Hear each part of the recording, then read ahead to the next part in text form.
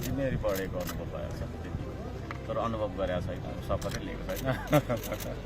त्यसले गर्दा अनुभव गरिसकेपछि मात्रै अनुभूति सुनाउने हो। कोशी प्रदेशमा चाहिँ यहाँको श्रम संस्कृति पार्टीले अलिक बढी नै प्रभावित बनायो यसपटकको पुराना राजनीतिक दलहरूलाई। यो हिसाबले राजनीति तपाईँको त उज्यालो देखिएको छ। यो राजनीतिकमा चाहिँ जनताले दिएको मतलाई यहाँले कसरी लिनुभएको छ?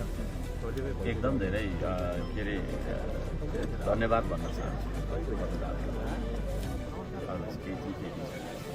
तपाईँ आफैले चाहिँ आफैलाई भावी प्रधानमन्त्री पनि भनेर अघि सार्नु भएको थियो। भावी प्रधानमन्त्री त यसपटक भन्न सक्नु भएन, अब बन्ने सङ्ख्या भएन। अब अर्कोपल्ट चाहिँ यहाँको के प्लानिङ हो? त्यो त म अहिले पनि भनिरहेको छु, त्यो भन्न पाउँछ राजनीति गर्ने मान्छेले होइन। सर्वोच्च स्थानमा पुग्ने उद्देश्य राख्नुपर्छ है, त्यसलाई अन्यथा मान्नु एउटा पार्टीको अध्यक्ष भएको नाताले अब सबै अरूले पनि भने त्यसमा मैले पनि भने त्यसमा र जनताले जे के अरे अहिले निर्णय गर्नुभयो त्यसलाई हामीले सहज स्वीकार्नुपर्छ, सम्मान गर्नुपर्छ।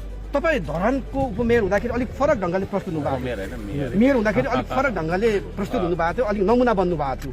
अब यो संसदमा पनि तपाईँको भूमिका के रहन्छ, तपाईँको जिम्मेवारी के रहन्छ? त्यही हो, हामी सरकारलाई तपाईँको प्रतिपक्षमा रहेर प्रश्न गर्छौँ, सहयोग गर्छौँ।